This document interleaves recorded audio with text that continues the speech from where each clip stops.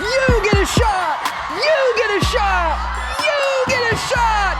Oh my goodness! Everybody gets a shot! And now you get to wait in line as Oregon prepares to open vaccines for everyone and bump up essential workers.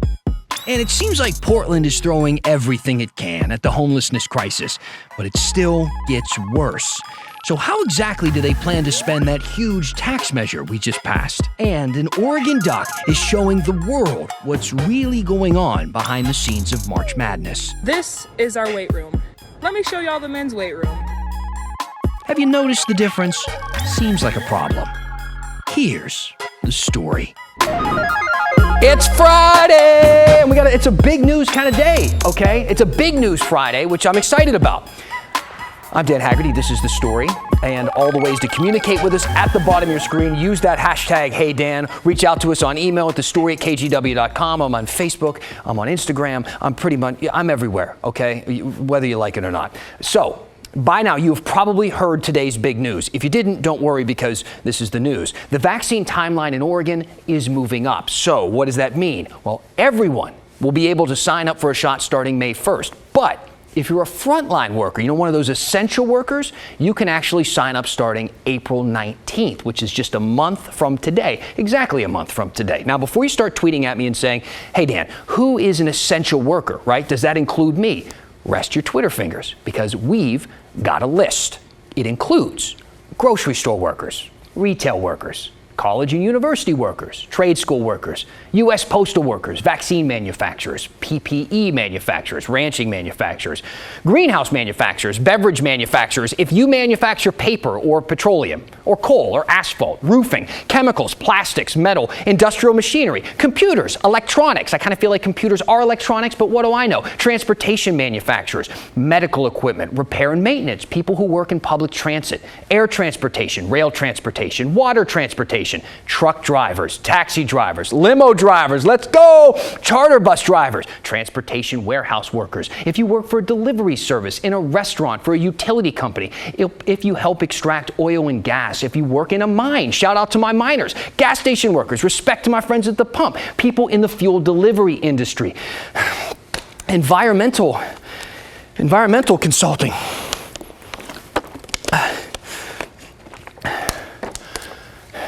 Wastewater, waste management, recycling, construction workers and contractors, real estate peeps, hotel and motel, housing services, information technology workers, communications, news media. I told you I was essential. Stop emailing me otherwise. Public safety workers, civil engineers, human services, social services, bank teller, accountants, tax prep people, payroll people, court staff, judges, attorneys, government workers, and elected officials, which makes you think. It makes you wonder, did I just name every possible profession? Are there other jobs than that? If you work one, let me know. Email me right now. Double check. I'll read them again. Grocery store workers, retail. I'm just kidding. If you do want to see a full list, it's on kgw.com right now. And believe it or not, that wasn't even the entire list.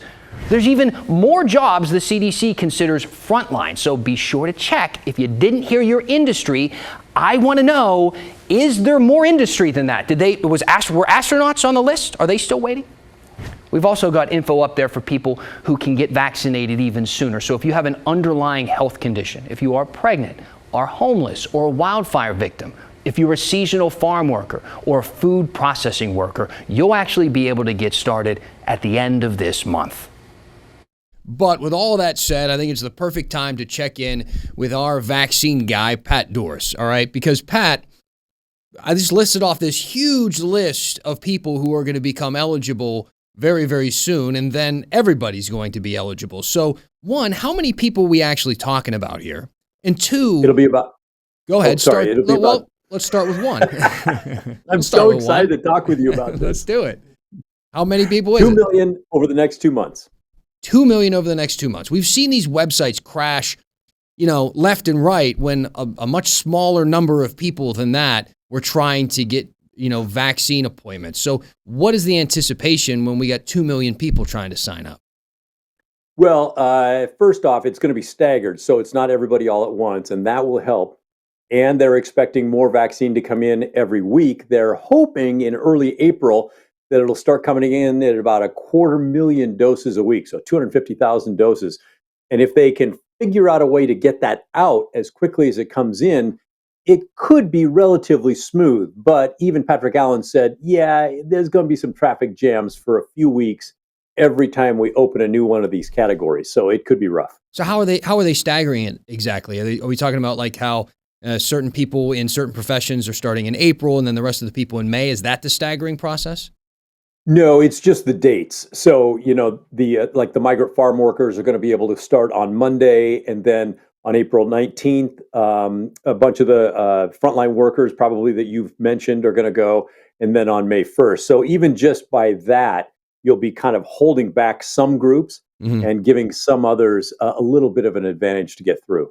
Still, with everything I've seen, I'm trying to paint a timeline in my mind when all of these people will be completed with both shots, or one shot in some cases with the Johnson & Johnson vaccine. So what's the timeline that the state has for when we are out of the woods here? Well, the state's not really providing one. I mean, in the past, they've thrown around general numbers like, by this summer or maybe by late summer. Just kind of by doing the math, they're hoping to get to 80%. And they're saying that sometime next week, they're going to give the 1 millionth person in Oregon their first shot. So that does sound impressive, but it's only 33% of adults in Oregon. So if you're trying to get to 70 or 80%, you still have about another 1.5 million people to go. So if you're getting 250,000 doses a week, that's going to be about 6 weeks. And, in the last group, that will only be the first dose. And then you've got another month for them to wait to follow up. So it could easily be, late May, mid-June before the last people are getting their doses, if everything works exactly right. And as you know, that rarely happens. Yeah, well, we'll see. I'm feeling hopeful, Pat. Thank you so much. Yeah, you bet. And with that, why don't we do our daily vaccine count? We'll check in right now. As of this afternoon, more than 935,000 Oregonians have gotten at least their first dose. Like Pat said, we're almost at 1 million here in Oregon, and that works out to be almost 22% of the state's population with that first shot. In Washington, more than 1.6 million people have gotten at least their first dose. That works out to 21.4% of the state's population. Let's talk about solutions, shall we? And how many you can buy with $250 million a year. You see, that money from that massive metro homelessness tax that passed in 2020 is about to start rolling in. Now, this is supposed to be a game changer. It may be the most aggressive tax in the country to attack homelessness head on. But let's be honest, all right? This community has been promised solutions before many times, and homelessness barely seems to notice. So I Zoomed with the regional housing director for Metro about exactly how this money is going to be spent. And what that means, it is a range of interventions that we know to work that help get people out of homelessness and into housing. Everything from actually paying rent assistance, getting folks into their housing. It could be health services. It could be employment services. It could be shelter beds. It could be any range of interventions that we know help end people's homelessness. This is all stuff we're already doing now, right? So is this just more money to do things we're already doing? We know that a lot of what we're doing works. The data tells us that. What we also know is that it's nowhere near the scale. So this is an opportunity to scale interventions and strategies that we know end homelessness.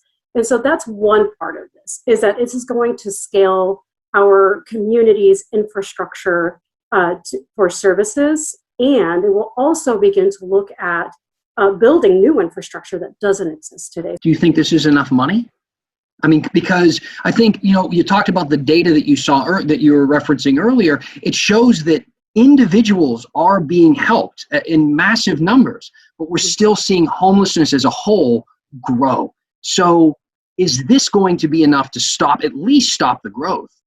So I do think it's important to differentiate what this measure does and what the voters paid for, right? And so what this tax measure will pay for are the interventions that will end people's homelessness and also prevent people from going into homelessness to begin with, right? So there are eviction prevention measures or strategies incorporated into the strategy that, again, a lot of that is happening in our community, and we'll get to expand that. So what the measure contemplated was that we would be able to place about 5,000 folks experiencing homelessness into permanent housing, and that we'd be able to serve an additional 10,000 households with a range of services from prevention to other wraparound services to help folks stay housed. Okay, so you notice she didn't really answer that last question with a yes or a no when I asked if this landmark amount of tax money would actually be enough. But she did give us some figures there, right? 5,000 people into permanent housing and 10,000 people that are going to help stay in the homes they're in now. But I want to give you some data that gives some context to whether or not that will help. See, the last time Multnomah County did a count, they estimated that there were 4,015 people experiencing homelessness, and 2,037 of those people were the people who you see out sleeping in tents or sleeping outside on the streets. Now, we don't know what that number is right now in our area, but economists at Columbia University predicted a 40 to 45% rise in homelessness nationwide through 2020. Again, what does that mean for the metro, for Portland? I can't tell you. We don't have that data right now. And while you might think to yourself, based on those numbers, it kind of seems like what we just passed, the money that will be coming in with this new tax, could help get most of those people who are homeless right now off the streets and into houses. But you have to remember that the real fight is keeping people from being homeless in the first place. We're going to keep digging into this topic. Please let me know what's on your mind, what you're curious about. We're going to talk a lot more about it next week. Use that hashtag, HeyDan. Now, here's something else that needs solutions: the trash problem in Portland. We've been talking about it a lot here on the story. I know you've been talking a lot about it too, because you've been sending comments into us and some questions as well, like this one from Lori. She says, "Hey Dan, I'm wondering if you know why our highways have so much trash alongside them. I thought we used inmates to clean the sides of roads. Who is responsible for keeping them clean?" And it turns out the journalists over at the Oregonian just answered this question in a piece. It's a story we think is worth your time. So Metro is responsible for keeping those areas clean, and they're no longer using inmates to clean up trash along the highways. At first, it was because they couldn't get those inmates to that work because of the coronavirus. But Metro also made a long-term decision to stop using prison labor. It's a social justice issue. You see, the inmates were paid less than minimum wage. They're predominantly people of color. So the article is interesting. They all looked into what Metro is doing now instead to try and clean up the trash. Spoiler alert, it's not going great, okay? As you probably see when you're driving. They're struggling right now, but they have a plan. You can read all about it in the Oregonian. Congresswoman Jamie Herrera Butler's been kind of a wild card Republican, so how about another twist? She just voted against the Violence Against Women Act, even though she supported it in the past. And a lot of it has to do with something called the boyfriend loophole. We'll explain when the story continues. Welcome back. Always get a lot of emails and comments when we talk about homelessness on this show. I was just going through a few of them during the break, as well as a lot of people with, I knew we would get a lot of specific questions about who are the frontline workers, who are the essential workers. One thing, a lot of people mentioned hairdressers, right? Why aren't they on the list? I know. Look, we're going to clarify a lot of this for you as we learn more and answer some of your questions, so keep them coming using the hashtag HeyDan. Now, I don't get to say this next sentence on the show a whole lot, but brace yourself. Let's turn now to sports. How'd I do? I sound like an anchor, a news guy? Seriously, though, it's March Madness. It started this week, we're told. The men tipped off yesterday. The women do the same on Sunday. But already, the women, specifically the University of Oregon women, are making news by calling out the NCAA for some pretty, well, let's just say it, some pretty sexist treatment. Have you seen this yet? The support that they're getting, these players, is staggering. But wait until you see the story. Here's Maggie Vespa. I got something to show y'all. University of Oregon forward Sedona Prince calling out the NCAA on the workout facilities provided to women's players in their San Antonio bubble at the 2021 March Madness tournament. This is our weight room. Let me show y'all the men's weight room. After giving a nice pan of the men's facilities, that's a separate bubble in Indianapolis, Prince keeps going. Now, when pictures of our weight room got released versus the men's, the NCAA came out with a statement saying that it wasn't money, it was space that was a problem. Let me show y'all something else. Here's our practice court, right? And then here's that weight room. And then here's all this extra space. That video, which ends with, "If you aren't upset about this problem, then you're a part of it," was posted Thursday evening. By 2 p.m. Friday, it had 10.4 million views and counting. The attention at a fever pitch. Ducks alum and WNBA star Sabrina Ionescu tweeted photos of the two setups, writing, "Thought this was a joke." Then more big names. NBA star Steph Curry, actress and Me Too advocate Alyssa Milano, and Oregon Senator Ron Wyden. Wyden, who attended UC Santa Barbara on a basketball scholarship, writing, "The inequality is shameful. Do better, NCAA." For its part, the NCAA has apologized for the, quote, blemish. They say staff originally thought there wasn't enough space in the women's facility for a weight room. In a news conference Friday, they vowed to rectify the issue. That I apologize to the women's basketball student athletes. This as athletic equipment manufacturers and retailers announced they're shipping workout equipment to the women's bubble immediately. You shake your head and think, oh, it just doesn't have to be this hard. For some perspective, we turned to Ann Schatz, Portland's first female sports broadcaster. In her career, she's called games for the Pac-12, ESPN, you name it. We spoke as new headlines were coming out, pointing to more discrepancies in this year's March Madness tournament. The Washington Post reporting photos show swag bags doled out to men's teams are larger than those given to the women, and that while all players are undergoing frequent COVID tests, those given to the men produce results faster. The NCAA, again, vowing to address discrepancies. This, as a headline in the Wall Street Journal, reads, "Women's March Madness is growing in popularity and undervalued." I don't want to hear about lack of space. I don't want to hear about budget. What I know is that this NCAA women's tournament that generates money, that generates great ratings, that has the attention around this country and globally, these women deserve only what the men are getting. The first women's game tips off Sunday. Maggie Vespa, KGW News. I can't get over that story. It's like one weight rack with some dumbbells. I was telling people at work here when I was a waiter back in the day, I first started, and I was horrible at it, and somebody gave me a tip of just 1 penny. It was like worse than getting nothing at all. How insulting. I'm sorry, I can't get over that story. All right, moving on. Let's talk about some laws. Let's talk about some legislature stuff.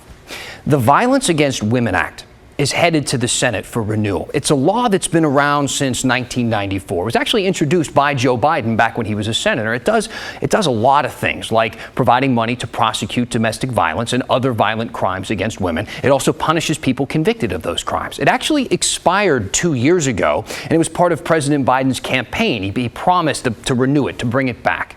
Well, that's what they're trying to do right now. And every Democrat and 29 Republicans in the House voted to pass this new version of the act, while more than 170 Republicans voted no, including 2 from our area, Washington's Jamie Herrera Butler and Oregon's Representative Cliff Bentz. We reached out to both of them to see why they voted the way they did. We haven't heard back from Representative Bentz yet. We'll let you know when he returns our messages. But Jamie Herrera Butler said this: "I've been a consistent supporter of the Violence Against Women Act and had already co-sponsored a clean extension of this important legislation to provide funding certainty for its programs. Unfortunately, the version of VAWA Democratic leaders put forth this week contains overly partisan provisions that will doom it in the Senate. Assisting survivors of assault and protecting against domestic violence are too important for political gamemanship. We should cut through the politics and process and pass a version with strong bipartisan support now." Now, she didn't exactly say what her problem was really with this version of the bill, so we asked for some clarification, and her communications director told us one of the issues was the, quote, lack of due process for suspending Second Amendment rights. So what does that mean exactly? Well, we can assume, I think, that it's a reference to the bill's attempt to close what they call the boyfriend loophole. So what is that exactly? Well, let me explain. If you are married and you get convicted of violence against your spouse, you can't buy a gun. You're barred. But if you're unmarried, a boyfriend, a girlfriend, partners, the same rules do not apply. Now, Republicans have said the provisions to the boyfriend loophole in the past have just been too broad, meaning, how exactly to determine someone is a boyfriend. 1 date, 1 year, living together. There's no specific way to define that. And truthfully, who's to say? This is the reason Republicans voted it down 2 years ago when they controlled the Senate. Now, the new version, right, is moving through so far. And this law also includes protections for people in the LGBTQ community and undocumented immigrants. The Violence Against Women Act heads to the Senate now, and Democrats have the majority there, but only slightly. They only have 50 seats, so they might need some help from Senate Republicans to get on their side here if they want to stop a filibuster. All right, keep sending in your questions and your comments and all that stuff, your concerns, your complaints. I take those too. Use that hashtag, #HeyDan. I'm going to read a few at the end of the show. But first, did you know the Oregon Ducks weren't always the Ducks? And they got pretty lucky during their very first March Madness. We're going to finish the story with that one next. Welcome back. I know we already talked about March Madness, but that's kind of what everyone's talking about, I think, right now. So let's keep it going. All 4 Oregon and Oregon State teams are in the tournament right now. So tonight, we got kind of a vault inside of another vault. It's like a vault inception situation. This is a story that we did back in 2007 about the 1939 University of Oregon Webfoots men's basketball team, who were the very first NCAA tournament winners.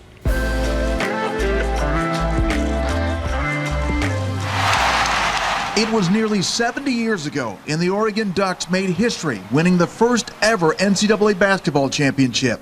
Now the tournament has the juices flowing once again for 88-year-old John Dick. It stirs up old memories, and it means a great deal to me because I'm very fond of this group of young men. I think that they are all excellent role models, and we can all be proud of them. Dick, a retired admiral, is the last living member of the Tall Furs, who beat Ohio State 46-33. Dick was the leading scorer with 13 points. Oregon finished 29-5 and received a hero's welcome on their train ride back through Oregon. If you had to pick one thing that you took from that whole experience for the rest of your life, what was it? I'd have to say that we won the whole thing. In the state of Oregon until that time, there had not been a sports team who had won a national championship. In 1988, on the 50th anniversary of the Final Four, I interviewed head coach Hobby Hobson, who passed away in 1991. I'm very proud of some things about that team, by the way, Joe. The starting 5 were all native Oregonians. The players are bigger, stronger, faster, and more skilled now, but Dick says the ingredients of a winner are still the same. We didn't care who got the credit for it. We were interested in one thing: winning. I'd like to see a couple of wins from some of our teams in the tournament. That'd be fun, right? We don't have much time, so I just want to address a couple of comments. We had some people writing in and saying, what about unemployed essential workers? Are they eligible on April 19th? I still can't quite get over the whole hairdresser, barber, beautician type thing, right? They're working with people. Haircuts I feel pretty essential to me. We remember what people looked like when they were closed all those months, remember?